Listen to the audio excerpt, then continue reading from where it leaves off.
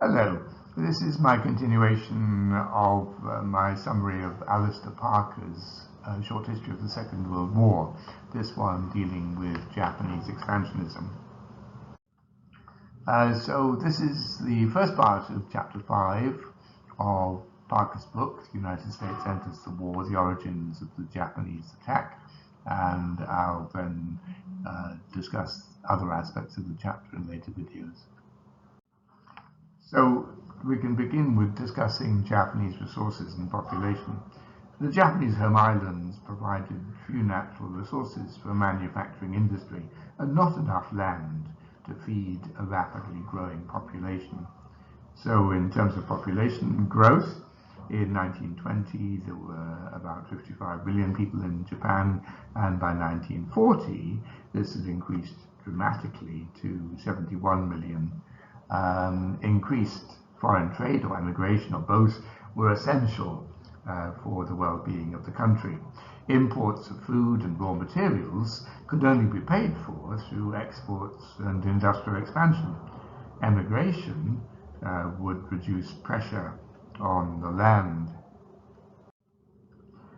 These objectives could be obtained by either cooperation with the great trading nations of the world, fostering free trade and the international flow of capital, and helping to maintain world peace, or by imposing the political and economic conditions needed for Japan's well-being on the rest of the world through the use of force. Those who favored a campaign of conquest saw various advantages.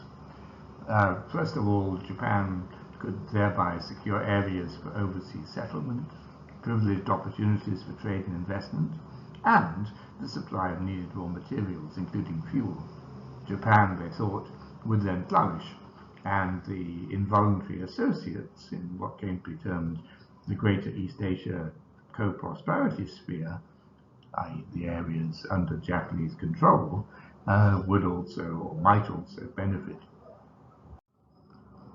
A policy shift occurred. In the 1920s, Japan followed the first policy, that is, of cooperation with other powerful nations.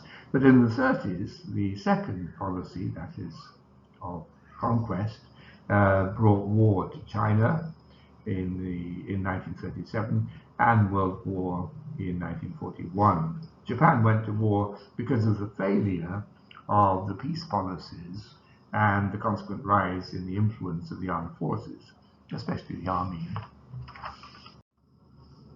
In the 1920s, the Japanese economy was growing by about 3.3% on average per annum.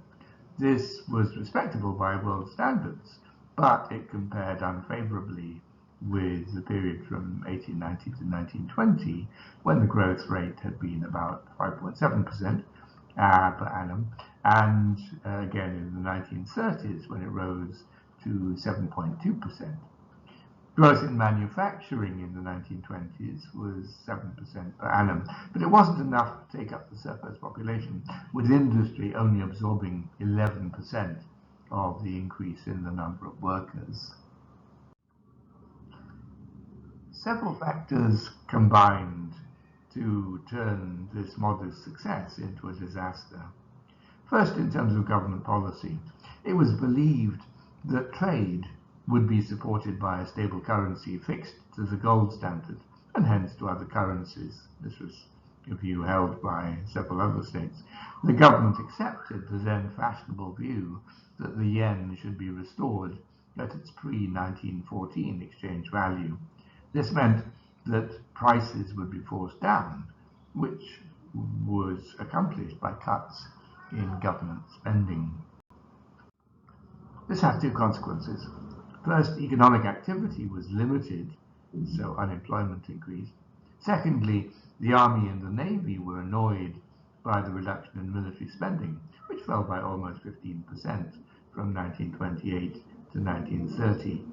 This trend was dramatized by Japan's participation in the Naval Disarmament Treaty in London in 1930, which aroused fierce opposition amongst both nationalists and the Japanese military.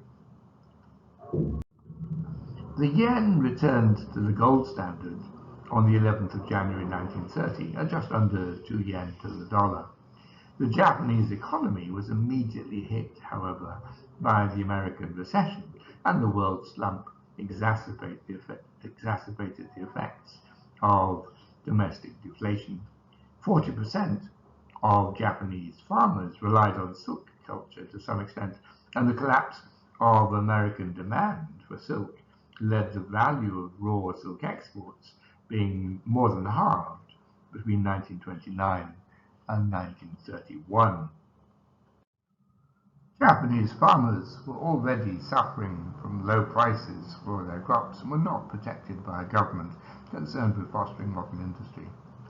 The price of rice was also more than halved between 1925 and 1931 by imports from Taiwan and Korea within the Japanese Empire, whilst after 1928 the yen's rising value increased the debt burden for farmers. The average real income for farming households fell by about one-third between 1925 and 1930. As rents also declined, the agricultural crisis hit the landlords as well as the tenants, so it did not lead to ill feeling between the rural classes. Instead, all elements of rural society resented the economically more successful minorities, that is, the skilled industrial workers and the employees of modern businesses, especially of the great conglomerates, the Zaibatsu, headed by Mitsui and Mitsubishi. In 1930, half of the Japanese population still depended on agriculture, and the army drew most of its personnel from rural Japan, becoming concerned about agricultural hardships and gaining support for its more forceful and expansionist policies in terms of relations abroad. Two key events occurred in 1931. The first, the Mukden incident in September 1931 in Manchuria, and secondly, the abandonment of the gold standard in December 1931. Manchuria. The Japanese had valuable political and economic rights in the Chinese province of Manchuria, whilst the Chinese central government had little control over provincial potentates. It encouraged and reflected the development of Chinese nationalism, hostile to foreign privileges such as those enjoyed by the Japanese. Under Wakatsuki Rejiro, the Japanese government, with the internationalist Kajiro Shidara as foreign minister, favored a policy of concessions to Chinese demands for the abolition of privileges which had been earlier forced from China. Japan had a military contingent in Manchuria to guard its interests there, and the local Japanese military commanders didn't agree with the policy of their own government. And on the 18th of September 1931, they initiated a plot in which a bomb exploded near Mukden on the Japanese-owned South Manchurian Railway, and following this, the Japanese Guangdong Army, which guarded the railway, immediately put into effect plans for securing its control over the whole of Manchuria. The local army command defied the government's desire for peace and was encouraged by the Army General Staff in Tokyo, so the central government was forced to acquiesce. These are some photographs of the Japanese army taking over various parts of Manchuria. And this is a map of the Japanese Empire by 1939. So this is after the acquisition of Manchuria, which became a Japanese puppet state under the name of Manchukuo, which you see in the top left of the map, and then the rest of the empire, some of it, like Korea and Taiwan, obtained long before the period we're talking about, and other parts which you can see were obtained, like the area of northeast of China in the period after 1931. So the American administration and the League of Nations, under hesitant British leadership, condemned Japanese actions in Manchuria and refused to recognize the new Japanese-sponsored state and Manchu Kuo. But there was little they could do to enforce their views. The consequences were as follows. First, the League of Nations condemned Japan, and Japan withdrew from the League of Nations in March 1933. This, of course, weakened the League of Nations. Secondly, the fragile Chinese government received both international moral support and the backing of much of the Chinese intelligentsia, encouraging it to refuse formal recognition of Japanese dominance in Manchuria and later North China.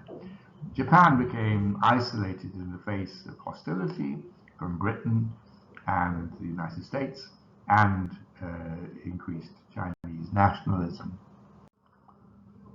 In response to that, there was increased Japanese xenophobia, and old nationalist grievances were aggravated, such as the American and Australian restraints on Japanese immigration and the Washington and London Treaty provisions for naval disarmament agreed to by internationalist-minded Japanese governments in the past. Economic changes were a very important factor in leading to the military expansion.